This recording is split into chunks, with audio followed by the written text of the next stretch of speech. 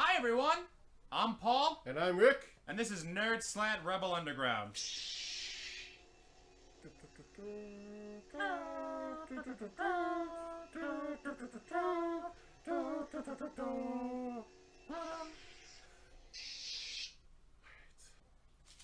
We are very happy to be bringing back our YouTube series just in time for the Season 4 premiere of the show that we both love, the namesake of this show, Star Wars Rebels. And so today we decided to sit down and talk about the Season 4 trailer. And if there's one thing that you can gather from this few minutes of footage is that Season 4 is going to be dark. Very, very dark. I'm talking like Donnie Darko dark. I'm talking dark matter dark. Paul? Sci-fi cancel those.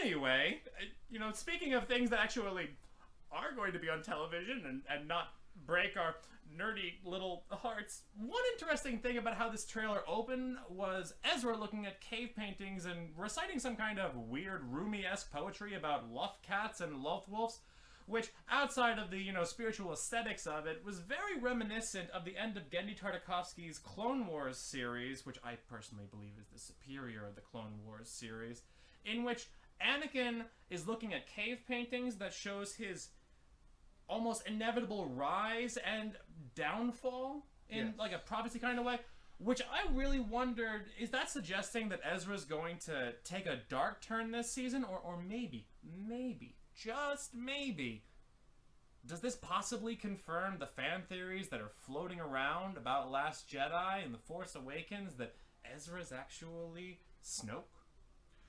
Actually, this confirms probably a very interesting theory my dry cleaner, Mr. Wishy-Washy, had, that Anakin Skywalker is actually a gene splice of a loth cat and a loth wolf the entire time, and no one knows it until now.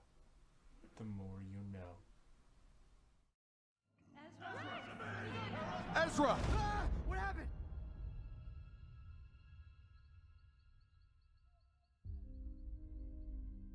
Lothra, Lothcat, Lothwolf, run.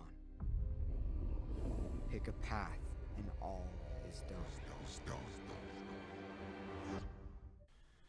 So one thing fans will remember from Season 3 is how we were treated to a taste of Mandalorian culture, but how we were simultaneously completely shafted on any form of development or plot narrative involving the Mandalorians.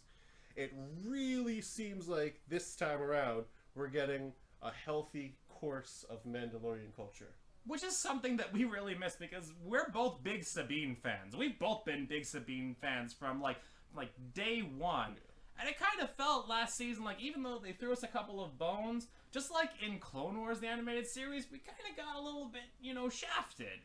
It was a tasty hors d'oeuvre, but Daddy's ready for the main course. Yeah, we want 3-course meals. We want, like, the whole spread. We want Lumiere dressed up as a stormtrooper, be our guest style, just shoveling Mandalorians down our throat. Disney, make it happen. You've got money. You've got Disney money. Ma, call Disney. Make it happen. Yeah, sweetie! Where's the Cheetos? Where's the meatloaf? Where's the Mountain Dew? It's in the fridge. Oh. What's the status of the Imperial occupation? Mandalore's under complete lockdown. War's raging. It's time for you to prove your loyalty, not just to your family, but to all of Mandalore. If you continue to allow this war to be fought on the Empire's terms, you are going to lose. Another thing fans will remember from Season 3 is how we got our first tie-in to the movie cinematic universe and Rogue One, with Saw Gerrera joining our cast on the surface of Geonosis. Back then he was a little younger, a little bit more like rough around the edges, but now he's back, he's a little bit more gray, a little bit more wise, and he's back being played by our beloved Forrest Whitaker. Complete with Forrest Whitaker eye, slowly emerging, you know, that kind of like... He got it. He got it. He got it. That was really good, by the way. Yes. Kudos. We are not ready for open war. What about Lothal? We promised my people support. You can run Mon Mothma's errands, or do something that might actually matter.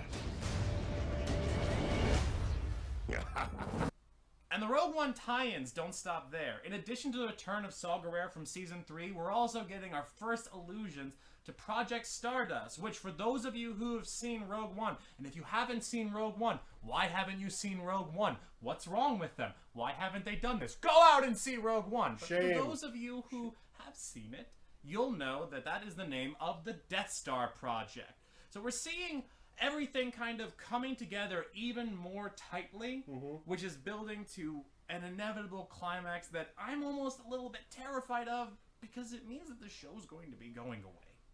Unfortunately, but we're going to see some really cool stuff. It looks like there's going to be a little showdown between Krennic and Thrawn that they kind of alluded to in the trailer. Which is going to be fun.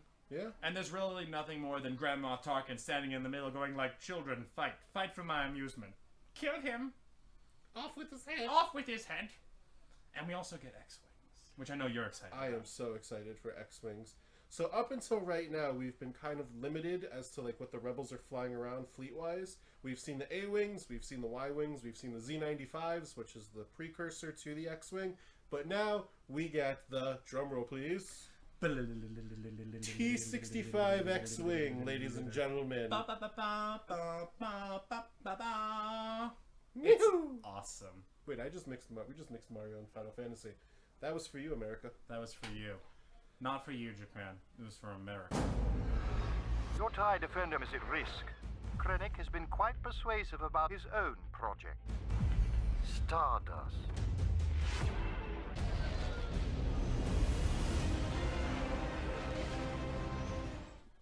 So we see in the trailer this moment where these X-Wings are coming out of hyperspace, and it looks like they're getting ready to partake in a huge space battle. And we see Hera Syndulla, and it looks like she's in the cockpit of an X-Wing. She's wearing the full gear. She is, and I'm just super excited to see what she can do in an X-Wing. Probably amazing things.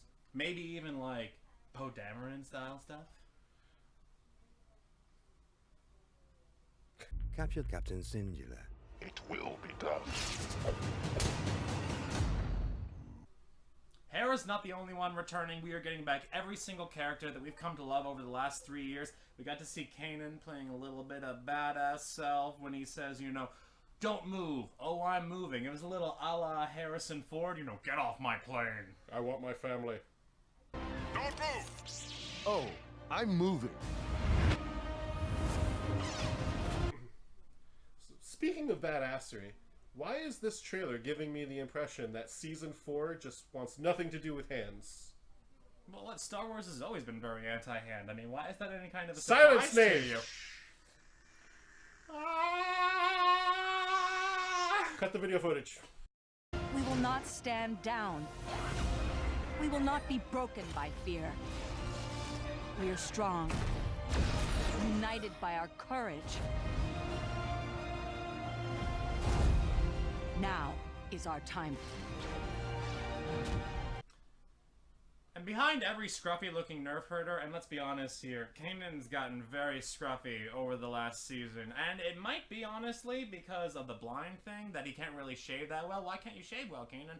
I'm blind! Well, to be fair, and fair to Kanan, I probably wouldn't want to put a lightsaber blade to my face if I was...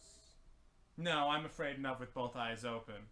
And if you're shaving with anything other than your lightsaber, Kanan, then you deserve everything that's happened to you. You do.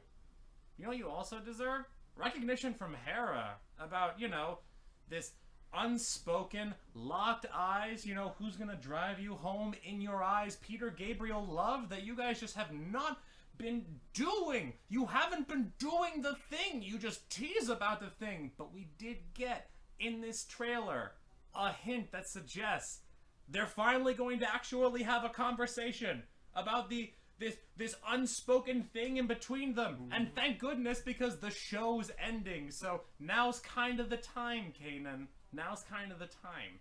Unfortunately, what fans will notice in this trailer is a complete lack of such from Ezra and Sabine.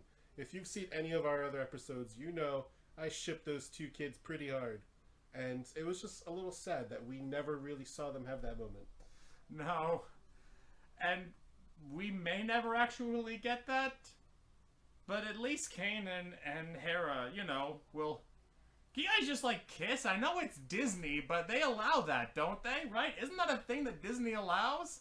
We don't have to get PG-13 with this stuff. Christ, a peck on the cheek. Something. Yeah. Anything. Anything. Just anything. Please. Hold hands. In your eyes, the light within your eyes. I am complete, your eyes. Swoon. Done enough for this rebellion. Guess I never really thought about it. So I guess you really never thought about us. I wish I could see you. You could always see me.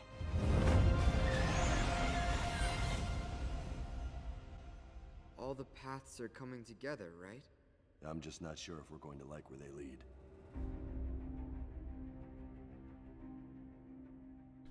Unfortunately, that's all the time we have for today. We're so happy to be back. Please give us a like, comment, subscribe. Let us know in the comments section if what your thoughts and predictions are for this season. We look forward to hearing from you. Signing off, I'm Rick. I'm Paul. And if you're watching this, You are the rebellion.